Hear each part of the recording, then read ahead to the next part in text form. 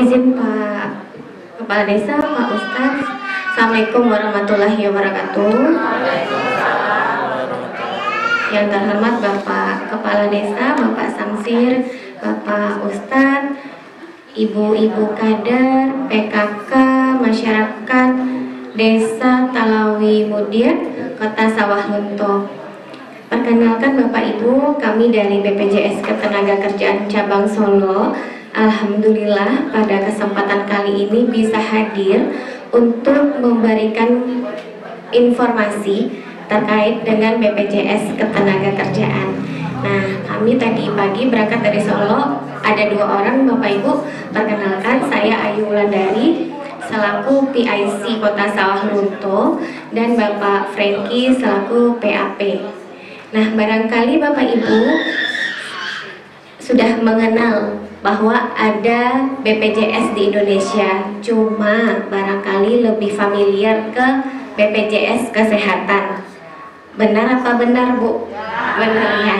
Nah, jadi pada kesempatan kali ini kami ingin menginformasikan terkait dengan BPJS Ketenagakerjaan, bahwa di Indonesia itu tidak hanya BPJS Kesehatan, ada juga namanya BPJS Ketenagakerjaan. Untuk detailnya informasi akan disampaikan oleh Bapak Franky. Kepada Bapak Franky kami persilakan. Baik, Assalamualaikum warahmatullahi wabarakatuh. Yang sama-sama kita hormati Bapak Kepala Desa Talawi Mudia, yang sama-sama kita hormati Bapak Ustadz beserta Bapak Ibu hadirin sekalian. Alhamdulillahirabbil alamin. Wassalatu wassalamu ala asrofil anbiya wal mursalin wa ala alihi washabihi rasulillahi ajmain. Pertama dan utama sekali, marilah senantiasa kita ucapkan puji dan syukur kehadirat Allah Subhanahu wa taala yang mana telah melimpahkan rahmat dan karunia-Nya kepada kita semua sehingga kita dapat berkumpul di mushola yang sama-sama kita cintai ini. Dan selanjutnya salawat beriring salam tak bosan-bosannya kita anjungkan kepada roh junjungan kita, yakni Nabi besar Muhammad sallallahu alaihi wasallam. Berlafzi Allahumma sholli ala Sayyidina Muhammad wa ala ali Sayyidina Muhammad. Baik Bapak Ibu sekalian, sebelumnya kami ucapkan terima kasih kepada Desa Talawi Mudia yang sudah memberikan kita tempat untuk mensosialisasikan tentang BPJS Ketenagakerjaan. Sebenarnya jujur saja Bapak Ibu, saya agak grogi nih ya di depan ibu-ibu yang cantik-cantik di depan ini saya mensosialisasikan karena saya merasa masih muda di sini ya Bapak Ibu ya. Baik, izin Bapak Ibu, kita di BPJS Ketenagakerjaan. Mungkin Bapak Ibu di sini lebih yang seperti yang dikatakan Ibu Ayu tadi, mungkin Bapak Ibu lebih familiar tentang BPJS Kesehatan ya Bapak Ibu ya. Tapi sebelum saya menjelaskan atau menerangkan lebih lanjut, kata pepatah tak kenal maka tak sayang. Perkenalkan, nama saya Franky Arisandi. Saya asli Solo Selatan, alhamdulillah orang Minang. Nama saya saja yang namanya kebarat-baratan mungkin. Baik, mengenai BPJS Ketenagakerjaan. Jadi Bapak Ibu, BPJS Ketenagakerjaan ini adalah badan hukum publik yang bergerak di dalam bidang jaminan sosial. Jadi kami ini tidak bisa disamakan seperti asuransi swasta Bapak Ibu. Jadi kami ini dibentuk juga berdasarkan undang-undang dan bertanggung jawab langsung terhadap Presiden. Nah, untuk di BPJS Ketenagakerjaan sendiri, kami itu melindungi yang namanya 4 sektor Bapak Ibu. Yang pertama itu ada penerima upah, yang kedua ada bukan penerima upah, yang ketiga ada namanya jasa konstruksi, dan yang keempat ada namanya PMI atau TKI. Jadi yang kami lindungi yang pertama itu adalah penerima upah. Maksud penerima upah ini adalah setiap orang yang bekerja, yang dipekerjakan oleh orang lain, yang diberi gaji oleh orang lain setiap bulannya, selain penyelenggara negara atau ASN dan juga ABRI, itu harus terdaftar di BPJS Ketenagakerjaan. Jadi kami lindungi di bagian penerima upah. Contohnya ya Bapak Ibu, seperti Bapak Ibu yang kader misalnya, itu kami lindungi di bagian penerima upah. Kemudian masuk yang kedua, bukan penerima upah. Kalau bukan penerima upah ini adalah orang yang bekerja orang bekerja dengan sendirinya dan menghasilkan pendapatan sendirinya, atau kita sebut biasanya sebagai pekerja mandiri. Jadi dia bekerja tidak menentu yang dia dapatkan setiap bulannya. Contohnya sebagai petani atau pedagang keliling, itu wajib juga terdaftar di BPJS Ketenagakerjaan Bapak Ibu, di sektor yang namanya bukan penerima upah. Kemudian yang ketiga, itu ada yang namanya jasa konstruksi. Jadi kami melindungi setiap proyek-proyek yang berasal dari kementerian atau berasal dari anggaran desa atau dari anggaran pemerintah daerah, itu wajib sebenarnya terdaftar di BPJS Ketenagakerjaan di sektor jasa konstruksi. Kenapa? Karena dia bekerja dan ada resiko yang mengancamnya. Kemudian yang keempat, yang terakhir, ada namanya TKI atau PMI, pekerja migran Indonesia. Orang-orang yang TKW, Bapak Ibu yang ke luar negeri, itu wajib juga terdaftar di BPJS Ketenagakerjaan. Nah, dari empat tadi kita di sini lebih membahas yang namanya penerima upah ya Bapak Ibu, karena di sini setahu saya, apakah benar di sini Bapak Ibu semua termasuk kader ya Bapak Ibu ya, untuk di Desa Talawi Mudia ya. Baik, mungkin kita kupas lebih jelasnya mengenai BPJS Ketenagakerjaan. Jadi Bapak Ibu, untuk di Indonesia sendiri kita itu ada dua namanya jaminan, BPJS Kesehatan dan BPJS Ketenagakerjaan. Jadi kami ini bisa diartikan seperti saudara kembar yang dilahirkan oleh ibu yang sama. Ibu kami itu Undang-Undang Nomor 24 Tahun 2011, Bu. Kami mempunyai ibu yang sama, cuman kami terlahir berbeda. Yang satu namanya dulu Jam Sostek, mungkin Ibu tahu, kami dulu namanya Jam Sostek. Yang kedua namanya Askes atau kartu kuning ya Bu ya. Kartu kuning yang pada tahun 2014 berganti nama Jam Sostek ke BPJS Ketenagakerjaan itu kami, dan juga Askes atau kartu kuning berganti menjadi BPJS Kesehatan. Jadi Bapak Ibu harus membedakan dulu nih, BPJS Kesehatan tidak sama dengan BPJS Ketenagakerjaan. Orangnya pun tidak sama Bapak Ibu, dari bawah, dari stafnya, direksinya, tugasnya pun berbeda antara BPJS Kesehatan dan BPJS Ketenagakerjaan. Kita kumpas untuk BPJS Kesehatan. BPJS Kesehatan itu sebenarnya diwajibkan untuk seluruh penduduk yang ada di Indonesia Bapak Ibu. Dari dia baru lahir sampai sudah tua itu wajib terdaftar di BPJS Kesehatan sebenarnya Bapak Ibu. Karena BPJS Kesehatan itu bertugas untuk melindungi yang namanya jaminan kesehatan nasional ya Bapak Ibu ya. Mungkin Bapak Ibu di sini ada yang dapat KIS namanya ya Bapak Ibu ya. Nah, itu adalah kartu dari BPJS Kesehatan. Dan juga kepesertaan dari BPJS Kesehatan itu mengikat yang namanya sekaka Bapak Ibu. Misalnya Ibu terdaftar di BPJS Kesehatan, satu kakaknya harus terdaftar ya Bapak Ibu ya di BPJS Kesehatan, tidak boleh yang ada dikeluarkan seperti itu. Nah, kalau untuk kita bahas tadi, mungkin saya ulang lagi, untuk BPJS Kesehatan itu digunakan untuk atau fungsinya untuk penyakit-penyakit yang ada di dalam tubuh Bapak Ibu, yang timbul dari dalam tubuh Bapak Ibu. Contohnya seperti flu, demam, atau batuk, atau skala besarnya melahirkan Bapak Ibu, itu bisa menggunakan yang namanya BPJS Kesehatan. Itu fungsi dari BPJS Kesehatan. Nah, kita lanjut nih. Kalau perbedaan dari BPJS Ketenagakerjaan, kalau BPJS Ketenagakerjaan itu diperuntukkan untuk setiap orang atau setiap pekerja yang ada di Indonesia Bapak Ibu, selain penyelenggara negara dan juga Angkatan Bersenjata Republik Indonesia. Karena kita tahu ASN itu dilindungi oleh Taspen ya Bapak Ibu ya. ASN dilindungi oleh Taspen, Angkatan Bersenjata Republik Indonesia ABRI dilindungi oleh ASABRI. Jadi di luar itu semua, atas nama kita bekerja, kita wajib terdaftar di BPJS Ketenagakerjaan. Contohnya kayak kepala desa atau staf-staf di desa, kadernya, atau tadi seperti petani, orang-orang yang rentan akan resiko pekerjaan, itu wajib terdaftar di BPJS Ketenagakerjaan. Contohnya seperti kami juga wajib terdaftar di BPJS Ketenagakerjaan. Seperti BUMN itu juga wajib terdaftar di BPJS Ketenagakerjaan. Nah, fungsinya apa Pak? Apa yang membedakan BPJS Kesehatan dan BPJS Ketenagakerjaan? Fungsinya apa? Kalau BPJS Ketenagakerjaan itu bisa Bapak Ibu gunakan atau yang namanya mengcover dari yang namanya jaminan kecelakaan kerja Bapak Ibu. Jadi misalnya Bapak Ibu lagi bekerja sebagai kader, atau hari ini ada posyandu di satu tempat, misalnya di Talawi Mudia, ibu pergi berjalan, itu kan ibu pergi kerja ya Bapak Ibu ya, pergi kerja di jalan, mohon maaf terjadi kecelakaan kerja, itu di cover atau bisa dilindungi oleh BPJS Ketenagakerjaan, tidak bisa menggunakan yang namanya BPJS Kesehatan. Nah, untuk kepesertaan dari BPJS Ketenagakerjaan sendiri Bapak Ibu, itu mengikat namanya pribadi dan juga tempat kerja. Jadi misalnya kalau Bapak Ibu bekerja, Bapak Ibu terdaftar di BPJS Ketenagakerjaan, suami misalnya tidak bekerja, atau istri tidak bekerja, atau anak-anak tidak bekerja, mereka tidak wajib terdaftar di BPJS Ketenagakerjaan. Jadi kami di sini BPJS Ketenagakerjaan hanya melindungi yang namanya pekerja saja. Jikalau Bapak Ibu sudah tidak bekerja lagi, berarti Bapak Ibu tidak perlu membayarkan atau tidak perlu terdaftar di BPJS Ketenagakerjaan lagi, karena tidak ada risiko-risiko pekerjaan yang akan kami lindungi kepada Bapak Ibu nanti. Seperti itu.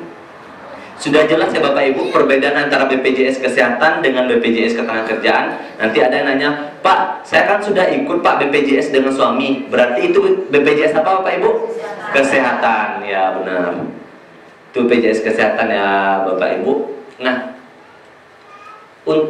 untuk sejarah kami, mungkin Bapak Ibu bisa lihat sejarah kami dari tahun 1978 sampai sekarang itu masih berdiri, dan juga kami sudah berganti nama tentunya Bapak Ibu, dari ada namanya dulu Perum Aztek, PT Jam Sostek, dan sekarang itu BPJS Kesehatan. Cuman ini Bapak Ibu sekedar informasi saja, di tahun 2020 kemarin kami berganti nama panggilan karena kami ini banyak disamakan sama BPJS Kesehatan, karena orang hanya taunya BPJS itu ya satu gitu, BPJS Kesehatan. Makanya kami berganti nama saja, nama panggilan kami menjadi BP Jam Sostek sekarang, agar orang mungkin lagi nih yang lama, kan kami dulu dikenalnya sebagai Jam Sostek, jadi kami BP Jam Sostek panggilannya lagi Bu. Nah, untuk dasar hukum seperti yang saya jelaskan tadi, kami itu bergerak berdasarkan undang-undang dan juga berdasarkan peraturan-peraturan pemerintah, instruksi presiden. Itu yang menyebabkan kami itu harus memberikan informasi-informasi ini Bapak Ibu. Mungkin Bapak Ibu tahunya BPJS Ketenagakerjaan atau Jam Sostek itu khusus perusahaan-perusahaan ya Bapak Ibu ya. Biasanya kan perusahaan-perusahaan wajib terdaftar di kita. Nah, sekarang ini berdasarkan instruksi dari Presiden, kami harus yang namanya melindungi seluruh tenaga kerja yang bekerja khususnya ada di Indonesia, selain penyelenggara negara dan juga Angkatan Bersenjata Republik Indonesia. Kemudian, mungkin Bapak Ibu menanyakan, kenapa sih kok kita harus wajib juga terdaftar di BPJS Ketenagakerjaan? Itu semua sudah diatur oleh undang-undang Bapak Ibu. Ada Undang-Undang Nomor 24 2011 di pasal 24 tahun 2011 di pasal 14 itu berbunyi, setiap orang termasuk orang asing yang bekerja paling singkat 6 bulan di Indonesia itu wajib menjadi peserta menjadi peserta program jaminan sosial. Nah, jadi ini juga landasan kita ingin mensosialisasikannya kepada Bapak Ibu. Cuman nanti tentunya pasti kita kembalikan lagi kepada Bapak Ibu, karena di sini tujuan kita menyampaikan apa yang tertera di dalam undang-undang, menyampaikan apa yang diinstruksikan langsung oleh Presiden. Nah, kalau untuk di BPJS Ketenagakerjaan sendiri Bapak Ibu, kita itu ada 5 program. Di sini kebetulan kita hanya menampilkan 4 program karena program terbaru kita itu baru launching kemarin di Februari 2022. Itu ada program pertama, ada namanya Jaminan Kecelakaan Kerja atau biasa yang kita sebut dengan JKK. Yang kemudian kedua ada Jaminan Kematian atau yang kita sebut dengan JKM. Yang ketiga ada Jaminan Hari Tua. Ini yang paling tenar sekarang nih Bapak Ibu, Jaminan Hari Tua atau yang singkat dengan JHT. Dan yang keempat ada namanya Jaminan Pensiun atau yang kita singkat dengan JP. Mungkin kita bahas satu-satu ya Bapak Ibu ya. Saya tambahkan lagi ada jaminan kita yang kelima, itu disebut dengan JKP, Jaminan Kehilangan Pekerjaan.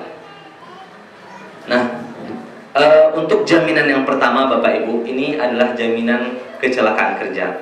Jadi jaminan kecelakaan kerja ini merupakan suatu jaminan yang diberikan kepada Bapak Ibu sekalian atau yang diberikan kepada tenaga kerja yang terdaftar aktif di BPJS Ketenagakerjaan untuk terlindung dari namanya kecelakaan kerja.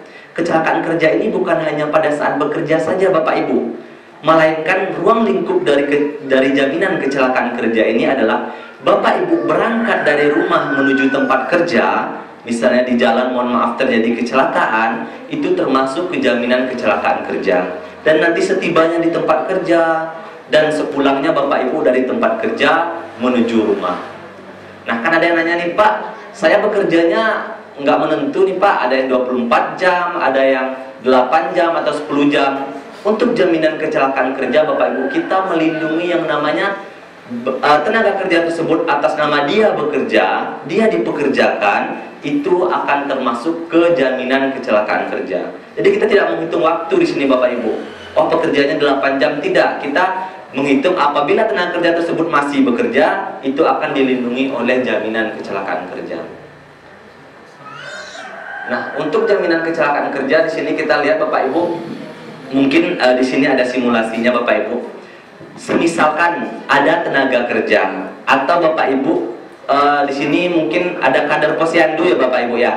Misalnya pergi posyandu di tengah jalan atau menuju ke tempat kerja, mohon maaf misalnya terjadi kecelakaan. Kalau kecelakaan kan yang kita kenal itu ada dua ya Bapak Ibu ya, kecelakaan ganda sama kecelakaan tunggal. Kalau kecelakaan ganda itu kan ditanggung oleh Jasara Harja. Nah, Jasara Harja itu menanggung ada batas maksimal Bapak Ibu. Batas maksimal itu 20 juta. Di atas 20 juta itu akan ditanggung sepenuhnya oleh BPJS Ketenagakerjaan. Kalau kecelakaan tunggal misalnya Bapak Ibu berengkek ke Karajo, tantak kayu atau jatuh di jalan, itu akan ditanggung sepenuhnya langsung oleh BPJS Ketenagakerjaan.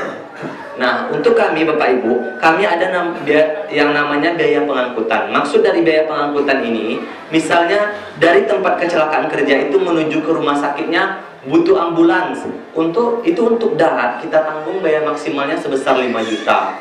Untuk laut kita tanggung itu biayanya 2 juta. Dan untuk udara itu kita tanggung Bapak Ibu biayanya sebesar maksimal 10 juta. Jadi jikalau misalnya di sini ya Bapak Ibu, untuk di khusus daerah Sawalunto kita bekerja sama dengan RSUD Sawalunto. Mungkin dari sini ke RSUD itu menggunakan ambulans, itu kita tanggung biaya maksimalnya 5 juta. Tapi kan tidak mungkin, nanti dibuktikan yang kwitansi. Tapi kan tidak mungkin ada Bapak Ibu dari Siko ke RSUD itu 5 juta kwitansi dia kan tidak mungkin dia. Aduh, beko dia kwitansi kami 5 juta Pak. Atau beko kan tidak mungkin. Jadi yang real lah gitu, realistis lah, bara biayanya akan kami ganti. Dan misalnya bawa tenaga kerja tersebut yang kecelakaan kerja bawa ke rumah sakit. Nah, pasti dari Bapak Ibu timbul pertanyaan kan, Iko Pak, inyo kadilataan di kelas 1 kah, kelas 2 atau kelas 3? Kalau kami khusus di BPJS Ketenagakerjaan, kami tidak do kelas do Bapak Ibu. Kami itu di kelas 1 rumah sakit pemerintah daerah. Jadi kalau rumah sakit swasta itu biasanya menyetarakan dengan kelas 1 rumah sakit pemerintah daerah, biasanya di kelas 2. Sampai kapan tuh Pak? Sampai bilo tuh Pak? Apakah beko 7 harinya keluar ya atau masuk? Tidak Bapak Ibu. Sampai tenaga kerjanya batu-batu sembuh atau benar-benar sembuh dan dinyatakan oleh dokternya boleh pulang. Jangan sampai dokter boleh pulang, Pak Ibu masih betah di rumah sakit, itu datang kami tanggung kepada Bapak Ibu. Jadi sampai beko tenaga kerjanya benar-benar pulih, itu baru selesai pengobatan dari BPJS Ketenagakerjaan. Nah, pada saat tenaga kerja misalnya dirawat, otomatis itu tidak karajo Bapak Ibu. Tidak karajo itu tidak digajinya dong. 1 tahun pertama, jika lo sakit kecek dokternya tidak boleh karajo, harus istirahat di rumah lu keceknya. Tapi itu karena kecelakaan kerja tadi yang mengakibatkan inyo tidak boleh karajo, inyo harus di rumah. Itu 1 tahun pertama kami ganti gajinya sebesar 2.500.000 per bulannya Bapak Ibu. Jadi kami ganti kok. Tapi dibuktikan dengan surat rekomendasi dan surat sakit dari dokter setelah misalnya sembuh. Jadi bekonyo selama 2 bulan tidak bisa karajo. Kalau sembuh masuk karajo lihat nyebuktikan tadi Pak, Bu kami tidak bisa karajo. Selama 2 bulan kami ganti upahnya 2.500.000 sebulannya. Nah kalau misalnya masuk bulan ketiga balik atau selesai setahun alun je cegak-cegak tenaga kerja boleh kami ganti gajinya sebesar 50% sampai inyo benar-benar beko bisa karajo balik atau misalnya meninggal dunia atau cacat bekonya. Kalau misalnya tenaga kerjanya karena kecelakaan kerjanya cacat gitu, kalau di kami cacat itu ada 3 Pak Ibu, ada cacat fungsi, cacat anatomi, dan cacat total tetap. Kalau cacat fungsi itu fungsinya itu lah hilang Bapak Ibu. Misalnya ini ada yang hilang dari anggota tubuh loh, anatominya ada yang hilang tapi fungsinya hilang. Misalnya waktu sebelum kecelakaan kerjanya bisa mengganggam kan, bisa mengganggam atau menyuap nasi misalnya ke istrinya gitu kan, atau ke suaminya, tapi akibat kecelakaan kerjanya tidak bisa mengganggam lah dok. Berarti ada fungsi yang telah hilang dalam tubuh. Itu kami ada gantinya Bapak Ibu. Ada persentase fungsi dikali persentase tabel dikali dengan 80 kali UMP. Atau 80 dikali 2.500.000 Bapak Ibu. Jadi kalau di medis Bapak Ibu, setiap anggota tubuh awak kan pasti ada persentasenya, ada tabelnya. Jadi itu akan diserahkan langsung ke medis. Kemudian yang kedua ada cacat anatomi namanya. Kalau cacat anatomi kok Bapak Ibu hilangnya salah satu dari anggota tubuh, misalnya tangannya potong karena kecelakaan kerja atau jarinya hilang karena kecelakaan kerja, itu akan kami ganti sesuai dengan persentase yang ada di medis. Itu persentase hilangnya anatomi tadi, persentase tabel dikali 80 dikali 2.500.000. Yang ketiga ada namanya cacat total tetap. Kalau cacat total tetap itu Bapak Ibu kasarnya beban keluarga namanya, karena tidak bisa mengamangal itu. Sementara butuh biaya untuk ibu. Bapak Ibu butuh membeli makannya, butuh mengurusnya. Kalau misalnya tenaga kerjanya karena kecelakaan kerjanya cacat total tetap, itu kami ganti, beko kami berikan santunan sebesar 56 dikali 2.500.000 Bapak Ibu. Jadi sekitar ratusan juta. Dan akan kami berikan santunan langsung sebesar 12 juta. Dan langsung beko ahli waris itu mendapatkan beasiswa untuk 2 orang anaknya sebesar maksimal 174 juta Bapak Ibu. 174 juta itu untuk 2 orang anak. Itu akan kami bayarkan per tahun sesuai dengan jenjang sekolahnya. Jika TK sampai dengan SD itu maksimalnya 8 tahun. Per tahunnya kami bayarkan sebesar 1.500.000. Untuk SMP itu 2 juta per tahunnya selama 3 tahun. Selama 3 tahun itu 2 juta per tahunnya Bapak Ibu kami ganti atau kami bayarkan untuk beasiswa anaknya. Di SMA itu 3 juta per tahunnya selama 3 tahun. Dan di jenjang kuliah setara dengan S1 itu 12 juta selama 5 tahun. Per tahunnya kami bayarkan 12 juta. Gitu. Jadi dan beasiswa itu akan berakhir apabila misalnya anaknya telah mencapai usia 23 tahun atau menikah atau karajo Bapak Ibu. Karena kan banyak aja Bapak Ibu, apabila misalnya tulang punggung keluarga telah hilang gitu kan, pencari nafkahnya tidak ada, kan yang jadi korban utama kan mungkin anak-anaknya tidak bisa melanjutkan pendidikan Bapak Ibu. Makanya dari kami untuk beasiswa itu biasanya dibuktikan dengan bukti surat keterangan aktif sekolah dari anak dan akan kami transfer langsung ke nomor rekening anak ahli waris. Itu untuk misalnya tenaga kerja itu cacat total tetap karena kecelakaan kerja.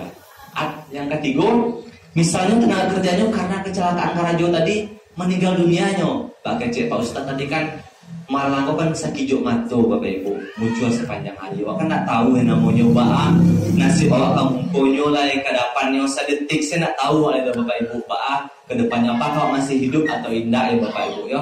Jadi kalau meninggal dunia karena kecelakaan karajo, misalnya sampai karajo meninggalnya atau ditampai karajo tiba-tiba sakit jantungnya, awas sedang posyandu tiba-tiba sakit jantung meninggal ditampai, itu sama jo meninggal dunia karena kecelakaan karajo. Itu santunan yang akan diberikan sebesar 48 dikali 2.500.000 Bapak Ibu. Sekitar ratusan juta, ditambah di santunan berkalanya 12 juta dan ada biaya pemakaman sebesar 10 juta Bapak Ibu. Sebesar 10 juta dan langsung mendapatkan beasiswa untuk 2 orang anak tadi. Nah, kan aku mau tanya Bapak Ibu, iku untuk beasiswa aku atau santunan-santunan aku tidak perlu waktu Pak untuk dapatnya. Tidak perlu dulu kepesertaan enggak sebulan 2 bulan atau enggak tahun-tahun. Tidak ada Bapak Ibu. Kalau untuk jaminan cacat total tetap dan meninggal dunia, Bapak Ibu terdaftar hariko. Misalnya besok ada acara posyandu terdaftar hariko, langsung bayar iuran misalnya aktif gitu, aktif terlindungi di BPJS Ketenagakerjaan. Besoknya ada acara, Bapak Ibu terjadi hal-hal yang tidak diinginkan, itu langsung mendapatkan yang namanya santunan yang seperti kita jelaskan. Itu untuk meninggal dunia karena kecelakaan kerja tadi juga langsung mendapatkan namanya beasiswa untuk 2 orang anak sebesar 174 juta tadi maksimalnya. Jadi Bapak Ibu, untuk jaminan kecelakaan kerja di cover oleh BPJS Ketenagakerjaan. Nah, yang kedua Bapak Ibu, Iko ada nama Iko yang dijelaskan tadi, beasiswa untuk anak dari TK SD 8 tahun itu 1.500.000, SMP 2 juta, SMA 3 juta, dan kuliah 12 juta per tahun, maksimalnya 5 tahun.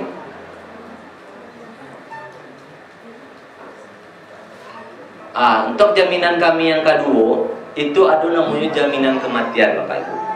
Jadi jaminan kematian itu diberikan kepada ahli waris untuk tenaga kerja yang meninggal dunia.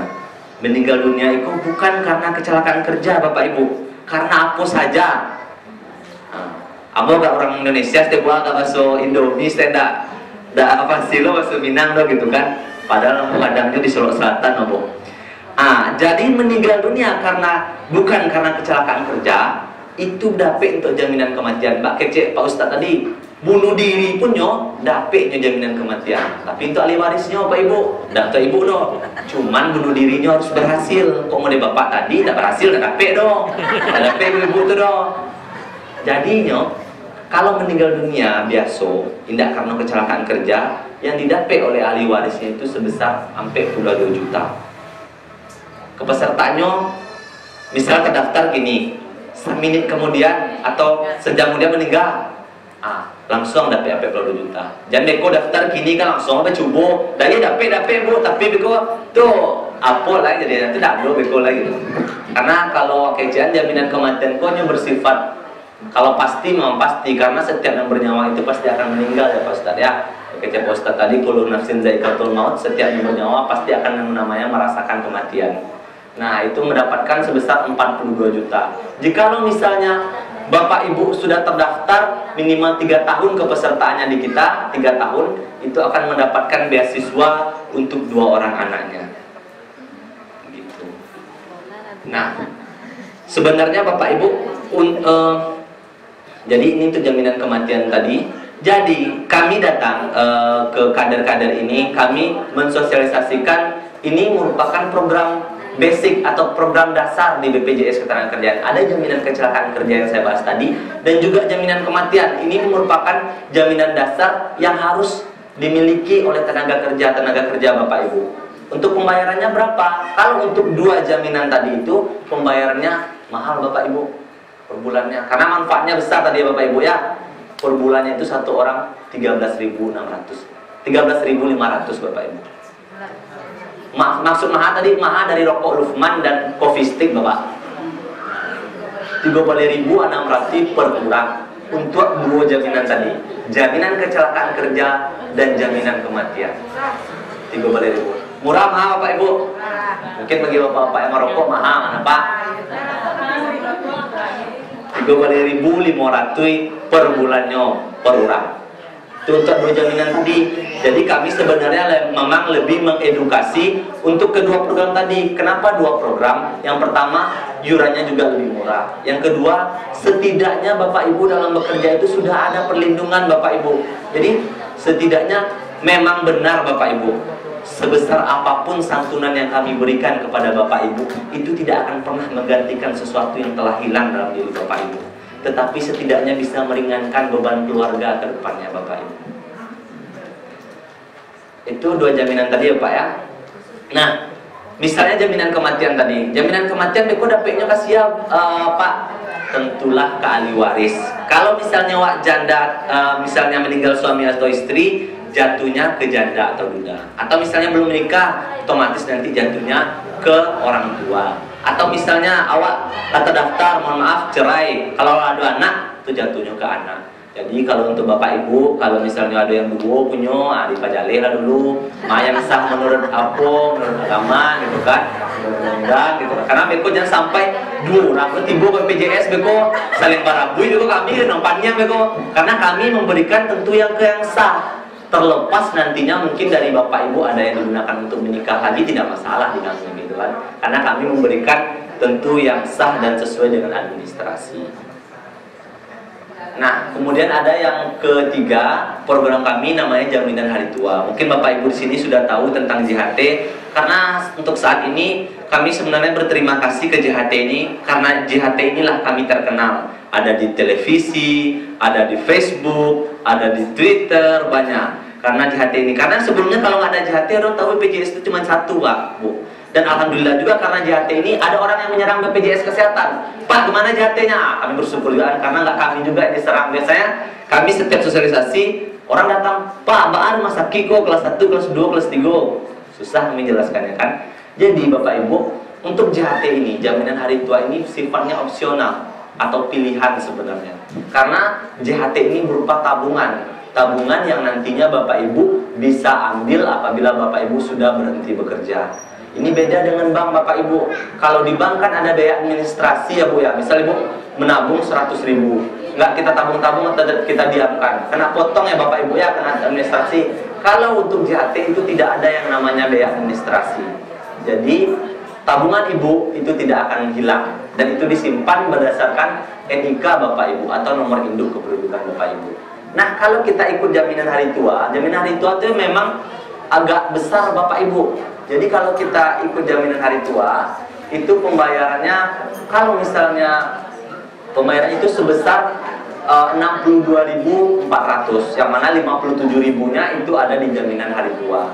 Tapi itu berupa tabungan yang nantinya Bapak Ibu bisa klaim atau bisa mengambil ke BPJS Ketenagakerjaan apabila sudah berhenti bekerja.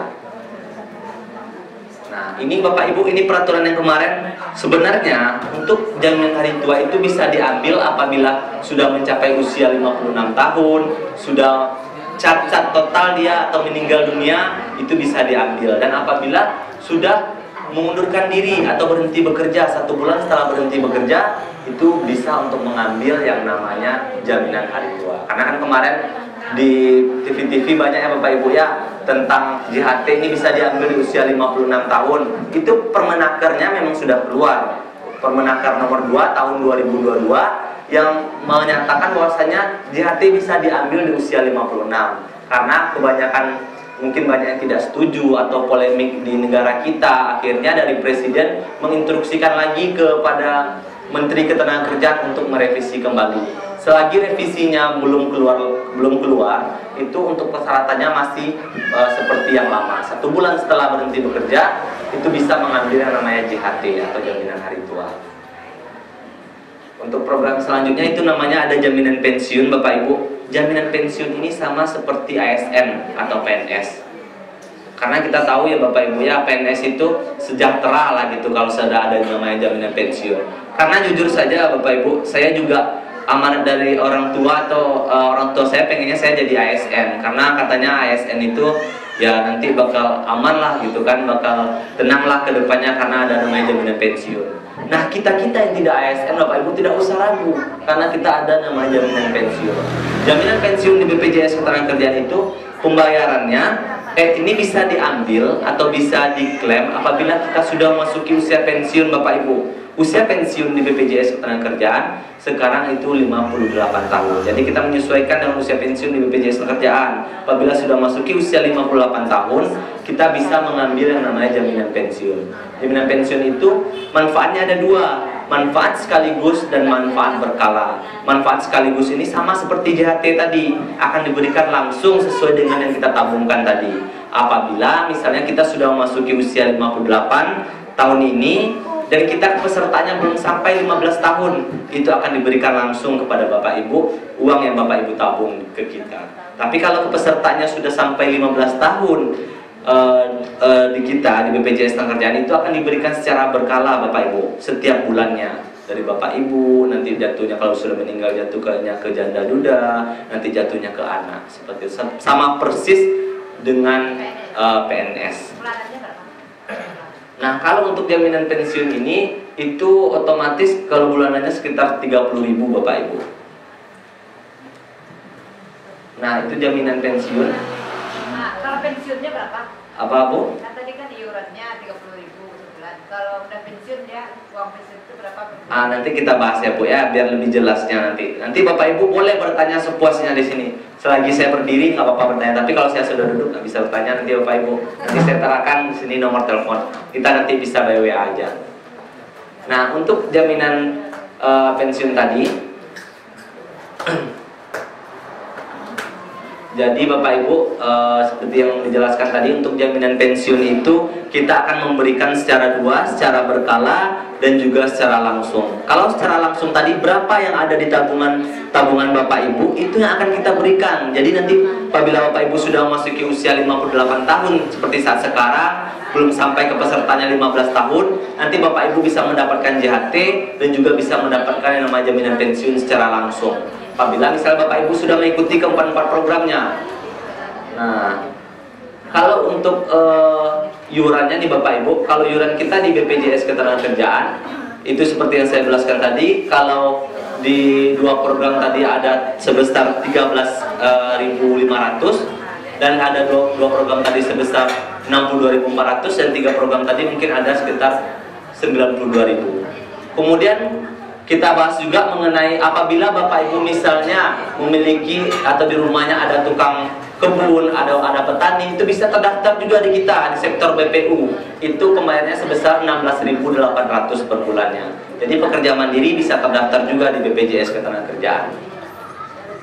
Nah, ini Bapak Ibu, ini adalah sedikit pembayaran klaim dari BPJS Ketenagakerjaan Cabang Solo di tahun 2021. Itu ada jaminan kecelakaan kerja kita ada sebesar 415 kasus yang kita bayarkan. Mungkin Bapak Ibu bisa lihat ada sekitar 1M yang kita bayarkan. Kemudian untuk jaminan hari tua ada sekitar 213 miliar yang kita bayarkan selama tahun 2021 dan tahun 2022 sampai dengan bulan ini ada sekitar 266 kasus untuk jaminan kecelakaan kerja.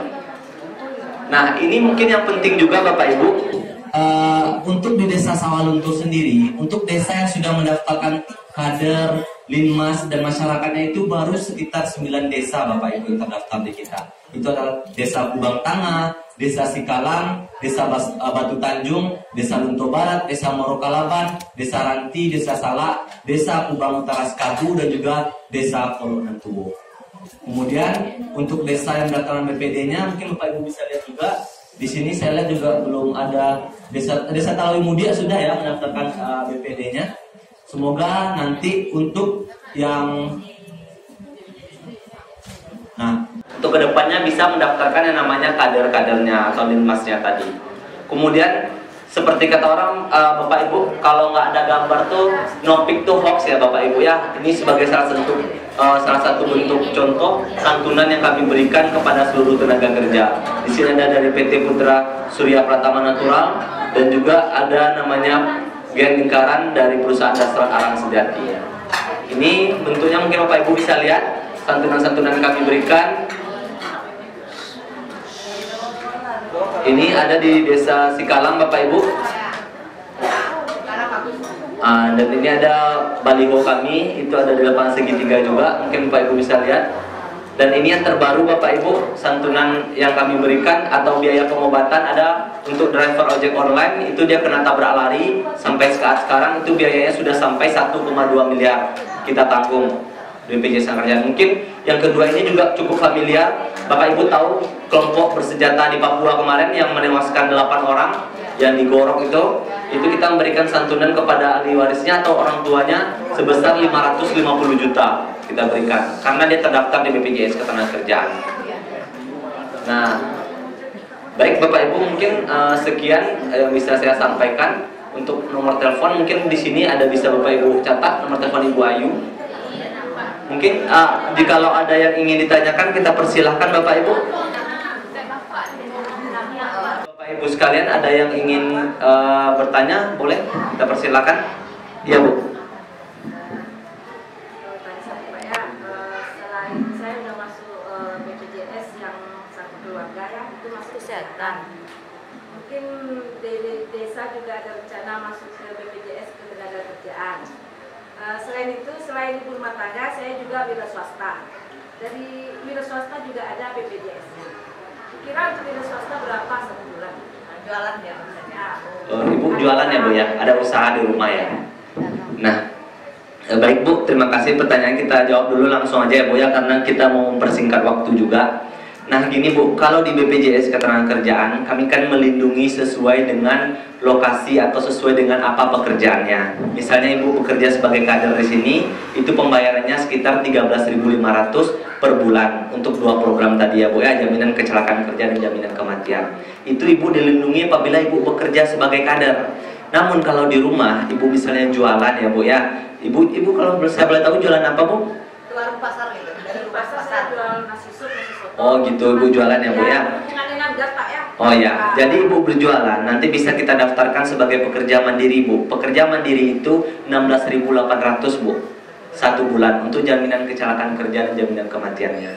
Jikalau misalnya terjadi kecelakaan kerja, mohon maaf ya Bu ya, kita pasti melihat dulu Bu penyebabnya, latar belakang atau di mana terjadi kecelakaan kerja. Jikalau kecelakaan kerjanya sebagai kader, otomatis dia aktif di kader di BPJS Ketenagakerjaan, kita akan namanya mengobati jaminan kecelakaan kerja menggunakan yang terdaftar di kader.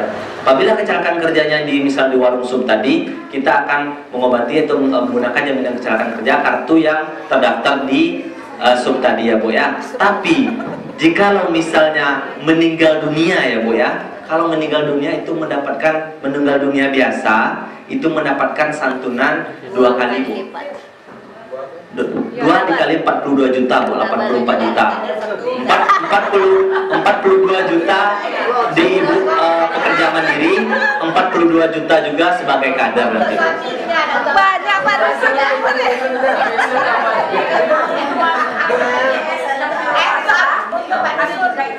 Iya benar Bu, harus Bu. Atas nama kita pekerja mandiri bisa Bu didaftarkan 16.800 per bulannya. Nah kalau di sini, oh ya di sini gini Bu, kalau untuk pekerja mandiri itu mendaftarkannya bisa ke di desa ke agen briling aja langsung Bu ya, ke agen briling atau ke pos Ibu. Misalnya Ibu bekerja sebagai yang punya warung tadi ya Bu ya, warung sup misalnya, Ibu bisa datang ke pos langsung. Karena Bu kalau untuk pekerja mandiri ini sifatnya sama seperti token listrik Bu. Ibu misalnya bayar isi listrik, Ibu terlindungi. Ibu nggak bayar, Ibu nggak terlindungi. Dan juga tidak ada tunggakan Bu.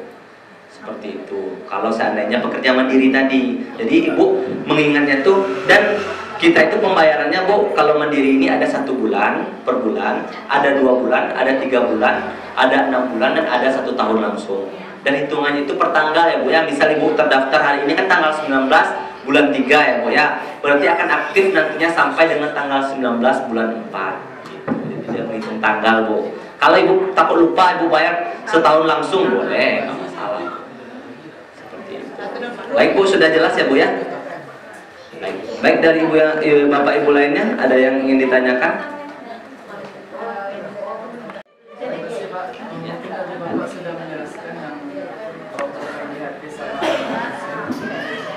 kalau kita sudah memasuki usia pensiun sama JHT, total saldonya yang mana yang bisa dicairkan Pak?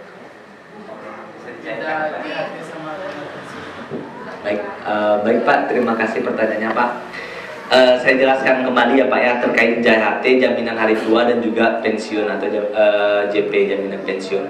Kalau untuk jaminan hari tua tadi Pak berupa tabungan yang Bapak bayarkan setiap bulannya juga, dan Bapak bisa mengambil apabila ini Pak kriterianya Pak.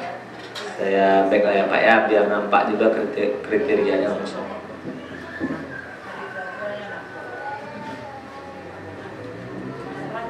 Nah, ini Pak, kalau untuk di jaminan hari tua itu Bapak bisa mengambil apabila Bapak sudah memasuki usia 56 tahun. Jadi kalau seandainya usia Bapak sudah 56 tahun, Bapak bisa namanya mengambil JHT. Atau misalnya mohon maaf, cacat total atau meninggal dunia, itu ahli warisnya bisa langsung mendapatkan yang namanya JHT. Atau yang ketiga tadi Pak, berhenti bekerja. 1 bulan Bapak setelah berhenti bekerja, itu bisa Bapak untuk mengambil yang namanya jaminan hari tua Pak. Atau meninggalkan negara Republik Indonesia. Ini persyaratannya Pak untuk mengambil JHT. Tetapi kalau untuk jaminan pensiun, Jaminan pensiun itu bisa diambil apabila kita sudah memasuki usia pensiun, Pak. Usia pensiun itu untuk saat sekarang itu 58 tahun di BPJS Ketenagakerjaan, Pak. Jumlah besarnya, Pak? Sesuai dengan nantinya yang berapa tabungan yang Bapak tabungkan, Pak.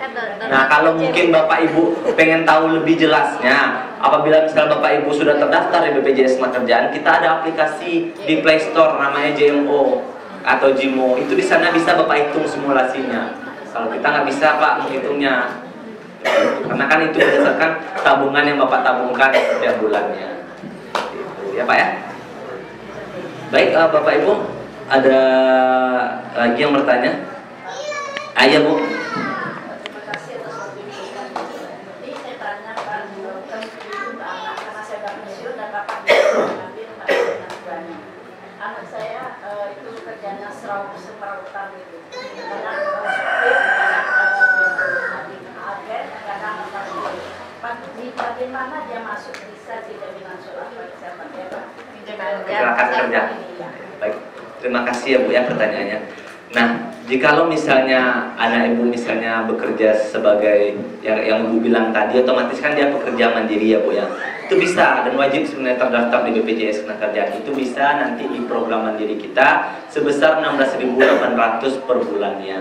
Karena Pak, untuk pekerja mandiri kita ini bisa kita daftarkan di 2 pekerjaan nanti, 2 jenis pekerjaan. Dan itu kita perlindungannya juga secara 24 jam. Karena kan dia nggak menentu pekerjaannya gitu.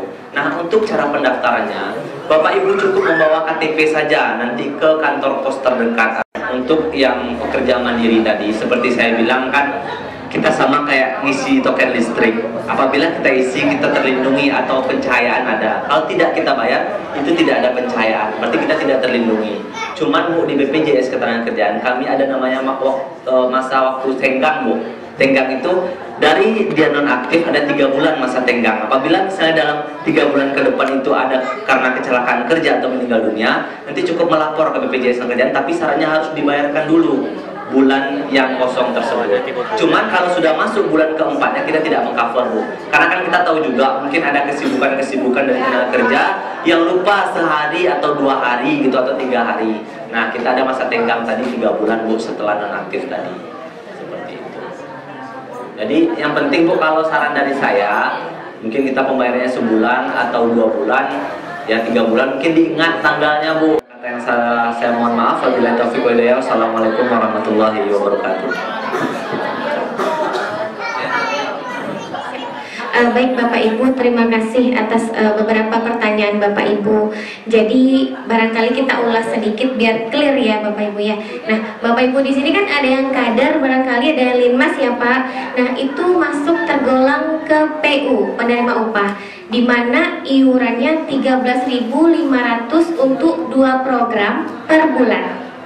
Jadi kader iurannya 13.500 untuk kecelakaan kerja dan kematian.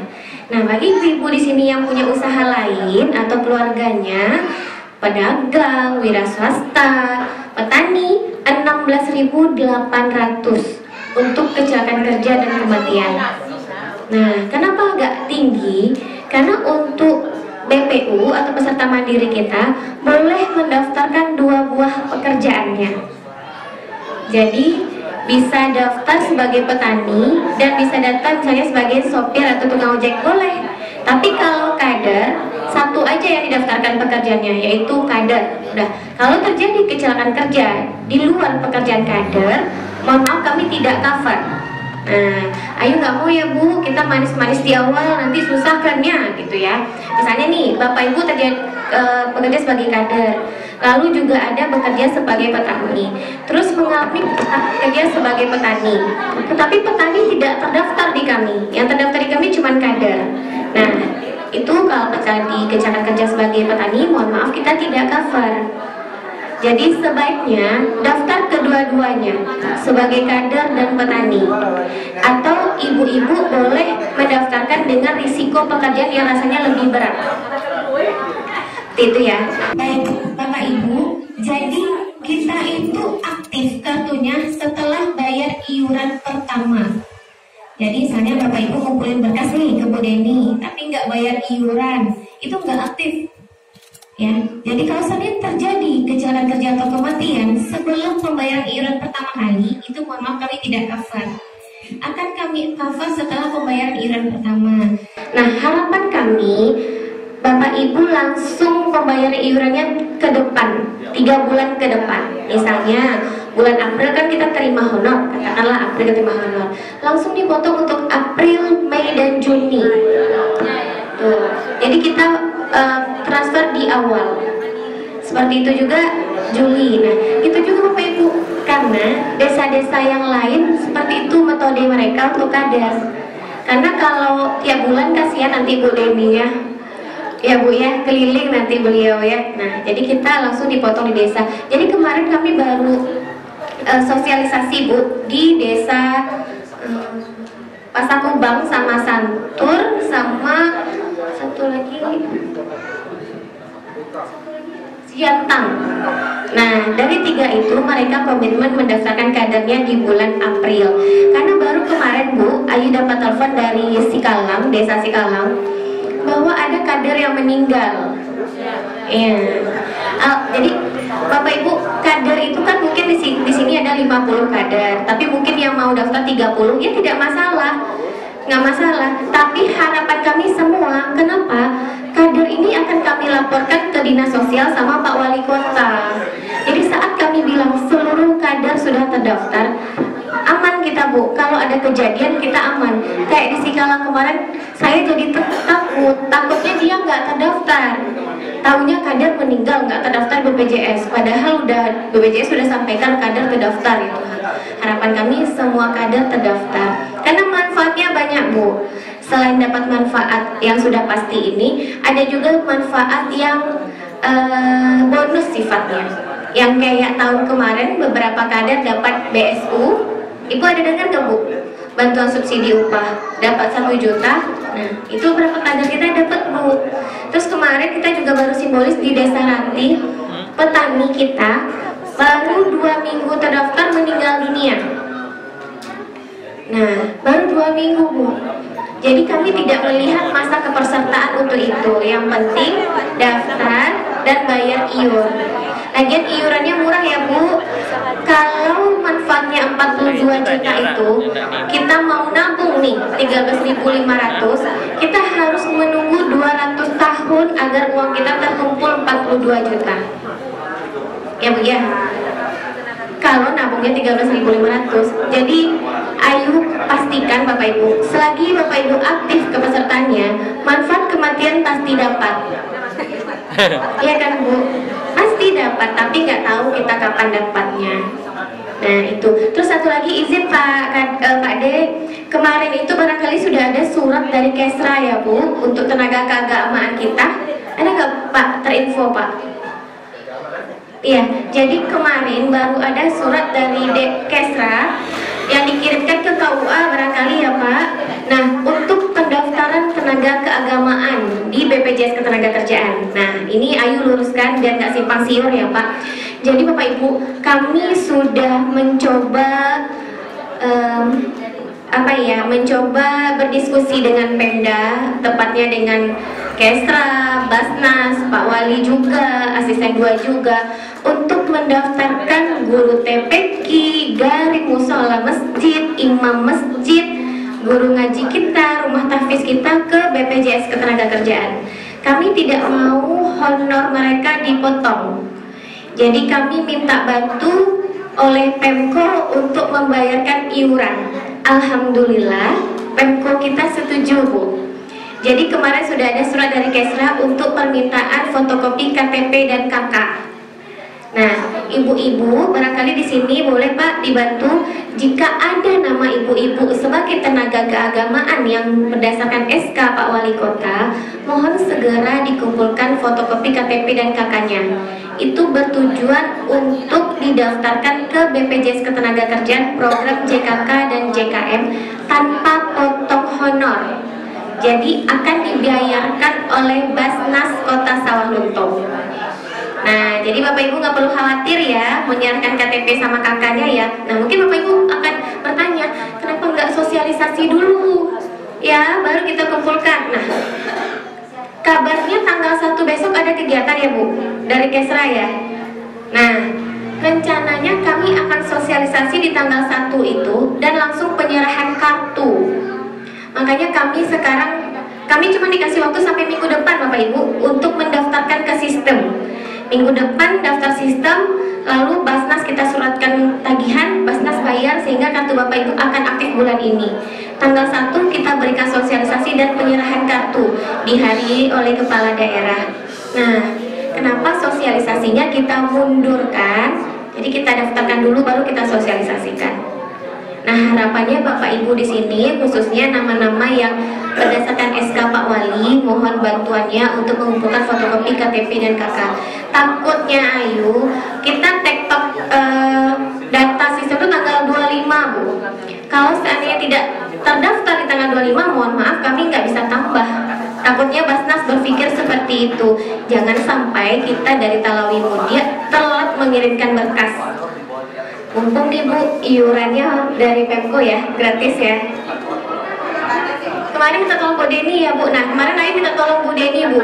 Nama-namanya sudah ada sama Bu Deni. Iya, jadi minta bantu ya Ibu ya. Kita mengumpulkan KTP sama kakaknya tujuannya untuk itu. Insya Allah akan kita berikan sosialisasi, jadi Bapak Ibu tidak perlu khawatir terkait itu. Nah, oke ya, Bapak Ibu ada lagi pertanyaan sebelum kita nonton videonya? Ya ada, oke. Kalau misalnya seandainya ada dari Bapak Ibu yang tidak mendaftar tidak masalah, tapi jangan nanti mempengaruhi teman-temannya yang lain, karena kan kita tidak mau ini mengikat pribadi jatuhnya. Karena yang dipotong itu atau yang melakukan pembayaran pasti Bapak Ibu juga sekalian. Baik Bapak Ibu, kalau tidak ada lagi yang ditanyakan, Bapak Ibu bisa konfirmasi lewat WA, nanti tanya-tanya ke Ibu Ayunya ya Bapak Ibu. Terima kasih waktunya. Wabillahi taufiq wal hidayah. Wassalamualaikum warahmatullahi wabarakatuh.